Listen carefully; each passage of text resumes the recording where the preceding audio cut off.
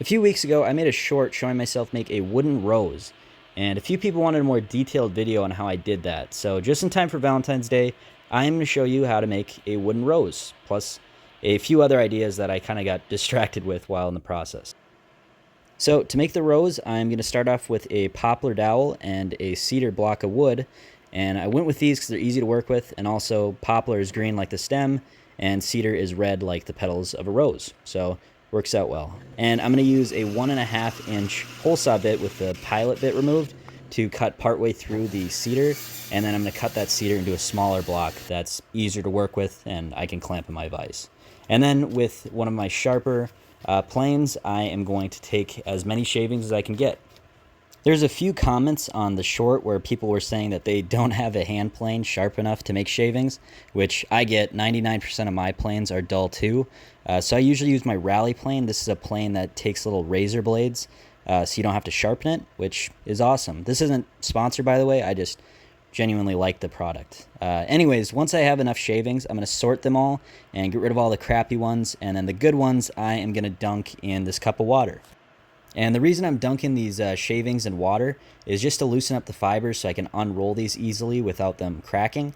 So I'm going to dunk them in water, unroll them, and then leave them out to dry again. So this process is pretty time consuming, and I guess it's not 100% necessary if you're just careful about unrolling them, but it is going to make things a lot easier for future use. And now I'm going to ruin my workbench. You don't have to do this. You could easily just drill into a piece of wood, but I was lazy. So I'm drilling into my workbench so that I can fit a dowel in there and keep it upright while I glue petals onto the dowel.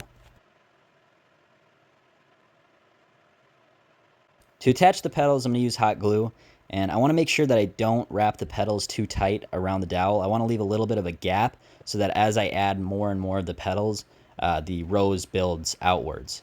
And also you can see here I have a little cup of water here, and I think that that's just a good little tip. It'll help you form the hot glue as you're doing this without just burning your fingers.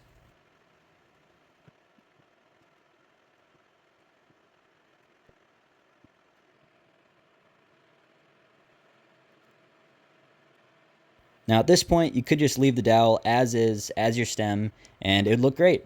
But I wanted to try and make the stem look a little bit more organic, so I'm going to cut the dowel up into a bunch of pieces and then re-glue them all staggered, and then reshape it into hopefully a more natural looking stem. This stem was probably the most controversial, I guess if you could call it that, part of the YouTube short.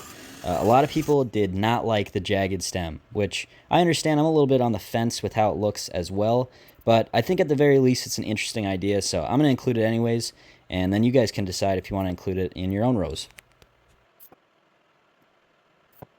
Once I have the stem all glued back together, I'm going to use a Dremel to shape it some more. I'm just going to smooth over all the edges, add a little bit of texture, and ultimately, hopefully, make it all look like one piece. And now I can glue the new stem onto the rose. Not gonna lie, did not do a great job on the stem. Those glue lines are very visible, but other than that, I'm pretty happy with how the rose turned out. Now for something you haven't seen in a short, I'm going to be making a little vase for the rose to fit into.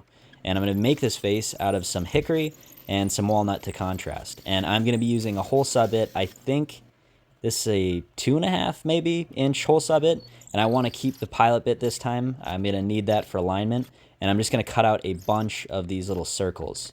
And I'm only cutting halfway through the wood and then cutting the rest of the way on the other side, and this just helps not get the little cores, these little circles, stuck in the hole saw bit. So then once I have all of my little circles cut out, I am going to glue them together, and I'm going to use a dowel in the center to keep them aligned. Also, you can't really tell it all on camera, but every other piece I'm switching the grain direction, vertical and horizontal, kind of like plywood, so hopefully the vase will be a little bit stronger. The vase that I'm making are going to be pretty small, so this might seem like a lot, but I want the blank to be much, much bigger than it needs to be so that I have a lot of extra material to hold on to keep my hands far away from the blade for the next step.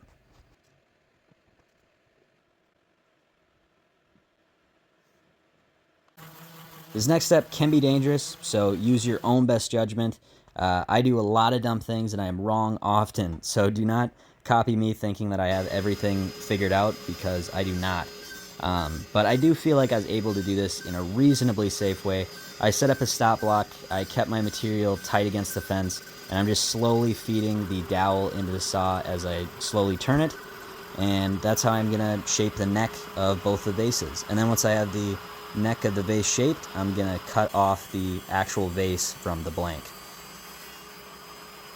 And now to add some more detail to the vase, I'm gonna round over the bottom of the vase with a 1/2 inch, I think, round over bit with my router.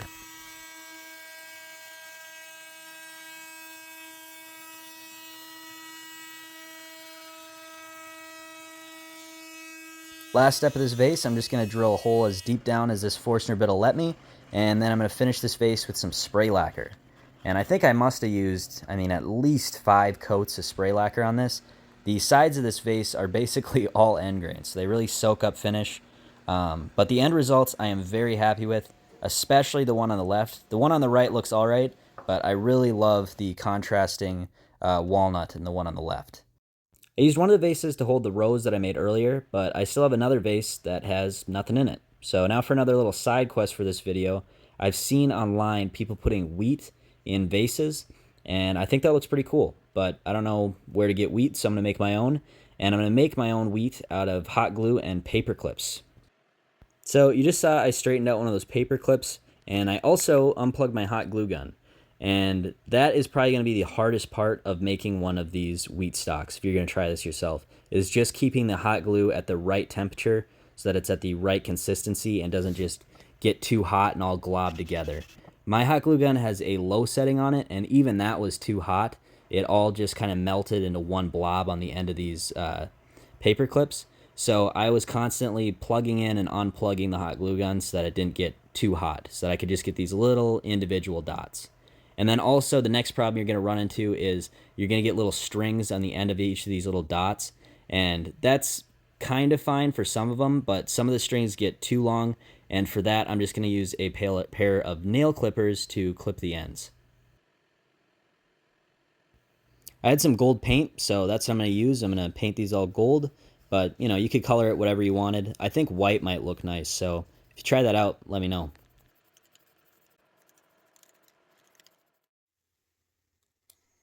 Alright, last little side project for this video, and I think this is the best one. I think it turned out the best, and I also think it's the easiest to make. So I thought it'd be cool if I made a smaller version of the first rose. So I'm just going to use a smaller hole saw bit. I think I used a 3/4 inch hole saw bit. That was the smallest one I have. And then I also turned down one of those 1/4 inch dowels into an 1/8 inch dowel to glue the petals onto. So the rest of the process for the mini rose is basically the exact same as the process for the big rose. I'm just going to cut up the stem into little pieces and glue it back together. This time I guess I didn't use the bandsaw though, just because I thought pieces would fly everywhere, so I just used a little handsaw. And then I'm just going to glue all the petals onto the stem, just like last time.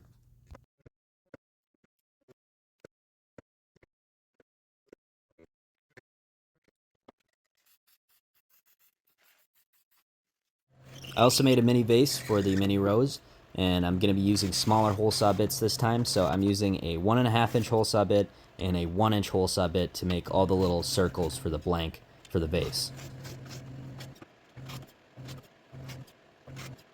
Next I'm going to glue up all the little circles into a blank, and again I'm going to be using a dowel in the center to keep everything aligned.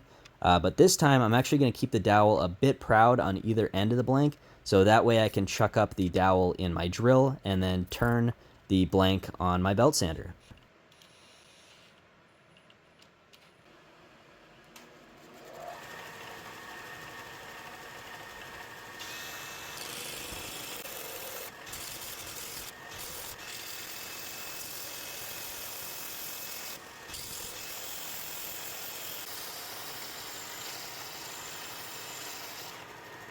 And then same last step, I'm just going to drill a hole in the top for the rose to fit into. More spray lacquer.